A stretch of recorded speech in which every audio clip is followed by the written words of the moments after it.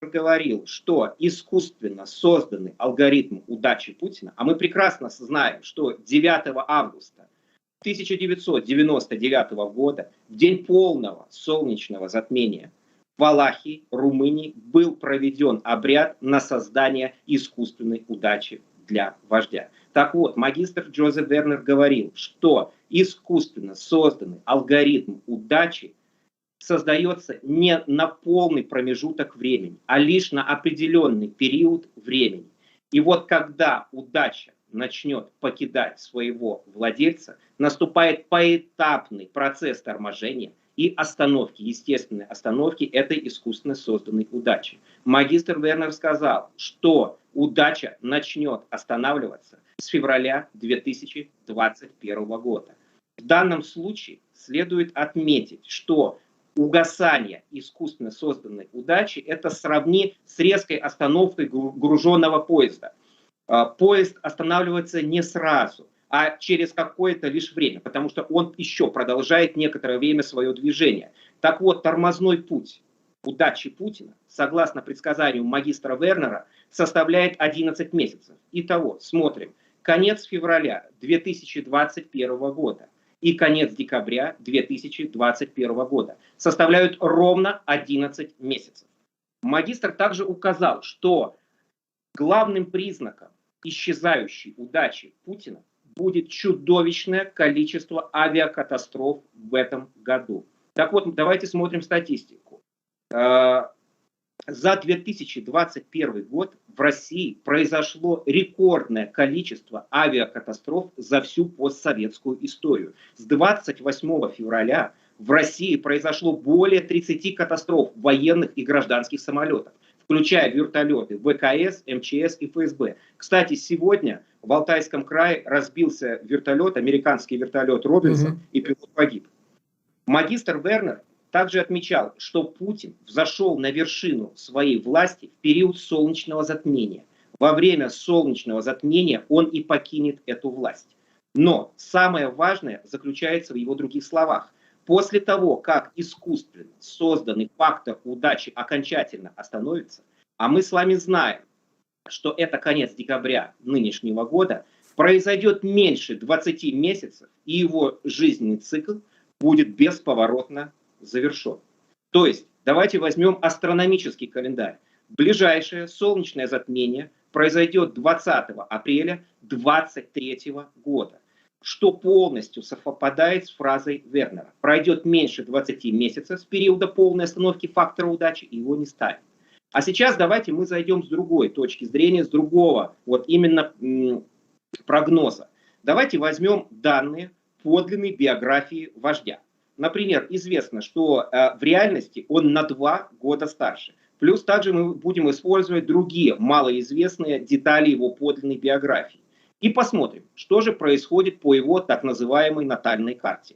Весной 23 года, вблизи затмений, это солнечное затмение, полное солнечное затмение 20 апреля 23 года, и 5 мая произойдет полутеневое лунное затмение, Нептун проходит по его северному узлу. Если мы, для этого как раз таки, да, мы использовали карты его первой инаугурации, которая состоялась в 2000 году, и карту его последней каденции, которая была, по-моему, в 2018 году, да, Марк? Да, да. В 2018 году. Кстати, здесь тоже очень примечательно, что во время его инаугурации президентский штандарт так и не удалось поднять. И многие сразу стали отмечать, что до конца срока, собственно, он не досидит. Вот. Так вот, если мы для сравнения посмотрим на натальные карты его ближайшего окружения, то именно в этот период времени у всех у них начинается так называемая черная роковая полоса. Таким образом, с уверенностью, Марк, с уверенностью на 98% можно говорить, что окончанием его жизненного цикла будет май 2023 года. Но у нас остается еще 2%. И вот тут как раз они совпадают с предсказанием магистра Вернера. Возможно, эта агония продлится еще несколько месяцев до августа 2023 года. Также вот на основании другого прогноза считается, что полная остановка искусственно созданного цикла удачи произойдет именно 24 декабря 2021 года, в день так называемой третьей квадратуры Сатурн и Уран. Именно эта квадратура, как правило, дает старт совершенно неожиданным и непредсказуемым событиям. И если мы будем рассматривать в призме того, что рассматриваем мы, именно вот возможно, что вот эта квадратура и создаст определенный толчок к разрушению существующей системы. Друзья, я вас, как говорю, ознакомил вот с тремя совершенно разными, двумя прогнозами и одним предсказанием. А теперь давайте все-таки вот в завершающей части еще посмотрим, что же готовит нам год грядущий. Так. Я, как, собственно, и ряд моих коллег считают, что 2022 год это будет самый тяжелый год за весь период правления путинской России. Это будет самым опасным периодом времени. И вот самым опасным временем считается последняя декада марта и первая декада апреля. Что же будет происходить в это время? 20 марта у нас Солнце входит в знак Овна. 22 марта у нас получается квадратура Марс-Уран. И, наконец, 5 апреля соединение Марса и Сатурна. Вот как считают исследователи, я, кстати, сразу скажу, что я не астролог, я вам просто вас знакомлю с тем, что мне известно.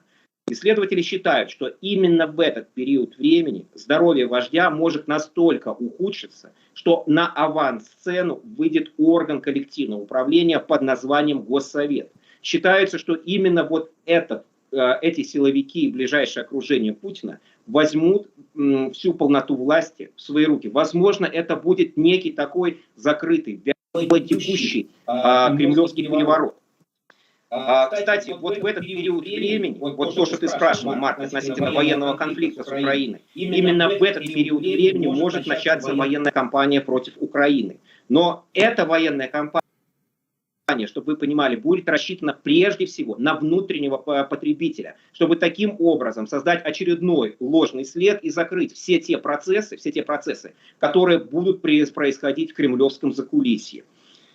Вы знаете, вот я лично считаю, что если, конечно, этот конфликт произойдет, а такое исключать, собственно, как ты, Марк, сам понимаешь, нельзя, то мне кажется, что Афганистан покажется это какой-то детской песочницей по сравнению с тем, что, собственно, может произойти в Украине. Потому что мы прекрасно понимаем, что с 2014 года даже украинская армия очень сильно изменилась.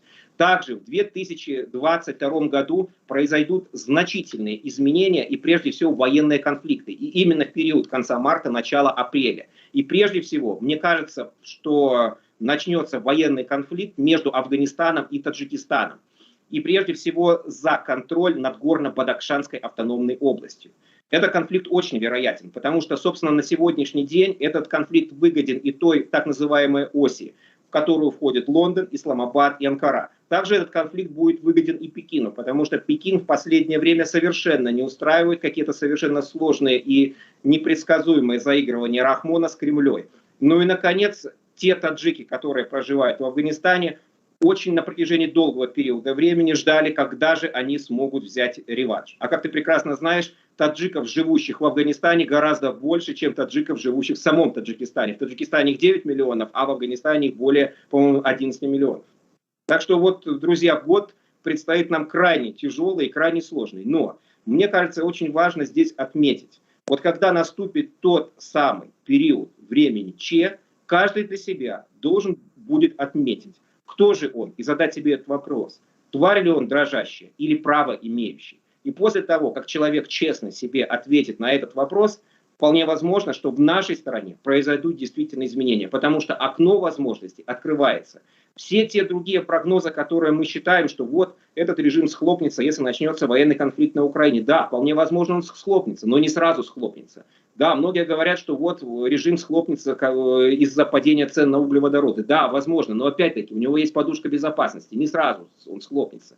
Поэтому я все-таки посчитал, коль тема нашего эфира это оккультный круг Путина, рассмотреть, что же может происходить, просто чисто гипотетически, немножко заглянуть за всю ту тайную ширму будущего, и чтобы хоть какие-то получить ответы.